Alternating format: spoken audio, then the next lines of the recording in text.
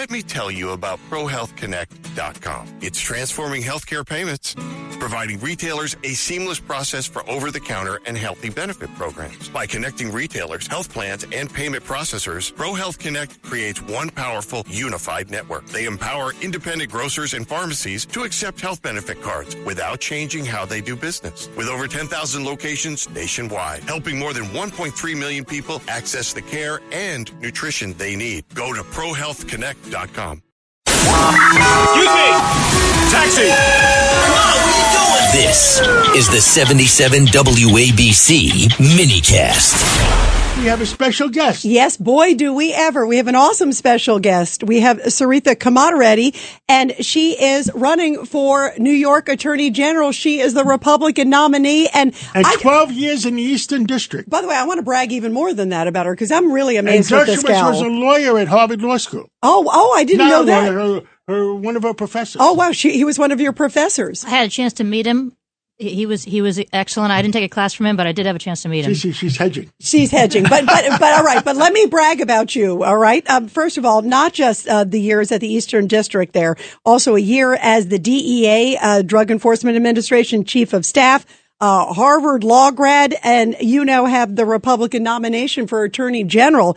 That's a huge deal. And Saritha, I want to have you talk about one of the most famous cases. And boy, is it important right now as we're fighting still against all these drug lords and all the issues that we've had with illegal immigration. You were a part of RCQ, one of the most famous cases. And you and I met briefly. I remember when you and some of the others who were a part of that were heralded at the Federal Law Enforcement Foundation luncheon. Talk about that case and just how important that is to America and the world. It is incredibly important. You know, a law enforcement officer made the ultimate sacrifice back in 1985 when he was investigating what was then the Guadalajara cartel.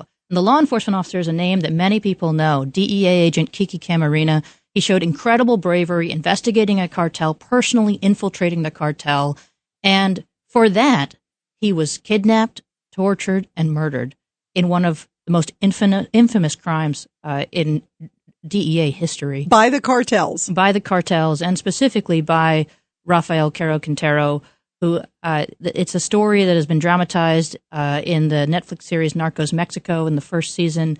And it's a story that has stuck with every law enforcement agent from every law enforcement agency for the last 40 years. And I had the privilege of playing a small part in that case.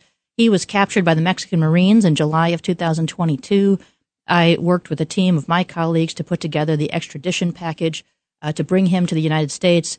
And shortly after President Trump took office, Mexico sent a whole group of drug lords over to the United States, including Rafael Caro Quintero.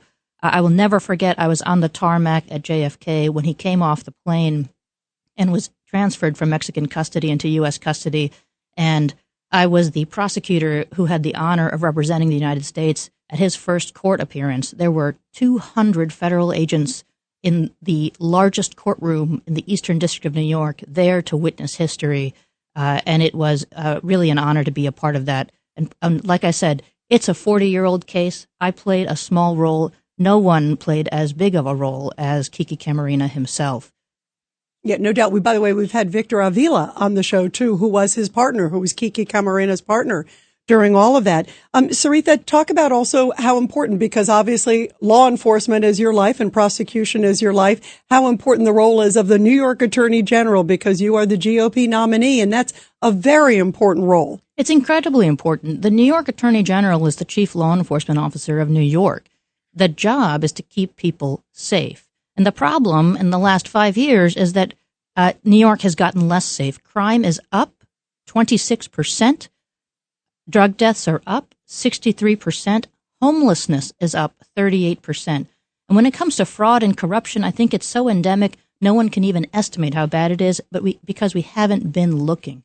We need an attorney general who's a law enforcement professional, who's a prosecutor, who can actually go in there and do the job that will help New Yorkers' day-to-day lives, not get distracted by national politics.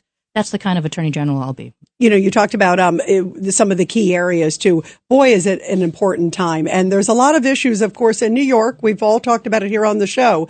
Some of the revolving door of justice that we've seen of late.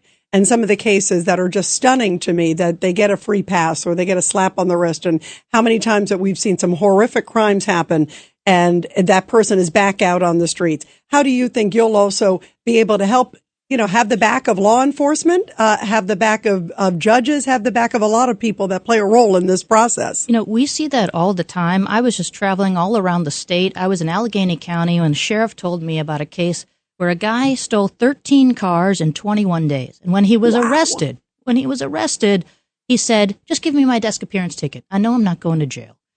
It's not just that we know that the repeat offenders keep getting out. The repeat offenders know that the repeat offenders keep getting out. We have to return to a world where there is crime and there are consequences. Because I'll tell you, as someone who was a prosecutor for 12 years, I've been in plenty of rooms talking to criminals. And, when you talk to folks, they're just like you and me. They are smart people who are making a calculation between risk and reward. And we have to rebalance that calculation. Whenever there's a crime committed, we have to prosecute it to the fullest extent of the law. We don't downplay the charges. We don't eliminate the punishment. We hold people accountable in a fair, just, and ethical way. And if we do that, crime will come down. Well, we're so happy that you're here, and bravo, because New York deserves the best, and New York deserves justice, too, and especially some of the victims' families, too.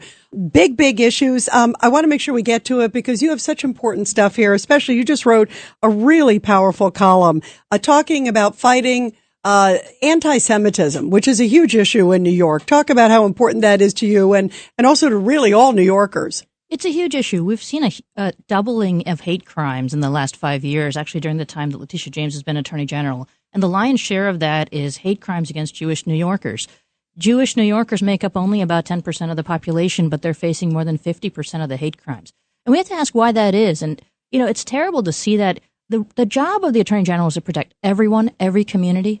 And so it's really important to ask, well, what is it that's affecting them? One, they're having trouble actually going to their houses of worship. They can't get into a synagogue without getting harassed. Here's the good news. There's a lot of talk about safe buffer zones. The Attorney General actually has the power right now under New York law to enforce safe buffer zones around synagogues. She has enforced safe buffer zones around other buildings, but not synagogues. That is something she's choosing not to do.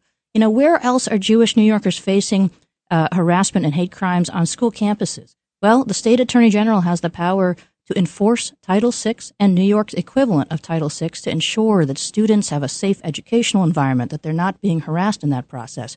Again, we've seen that power used to protect other students of other ethnicities, in Mamaroneck, for example, but not Jewish students. And just generally, prosecuting crime, prosecuting assault, property damage, menacing, actual crimes, vandalism. If we do that, generally, it will actually help all New Yorkers, especially those who are disproportionately subject to it, like Jewish New Yorkers. These are all choices that we can make if you have an attorney general who cares about everyone equally. Unfortunately, my concern here is that we have an attorney general who's political and choosing sides with politics in mind. We saw just a couple of weeks ago, 2 terrorists who were throwing IEDs into a crowd. And she said nothing about it. She still said nothing about it.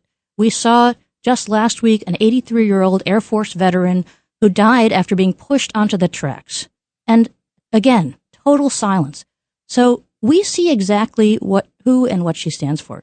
She is standing alongside criminals and terrorists. We need someone who's going to stand up for New Yorkers.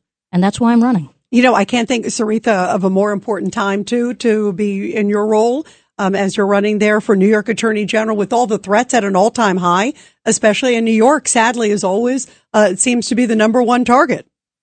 Unfortunately, it's the greatest city in the world, and that's why it's the number one target. We have to protect it.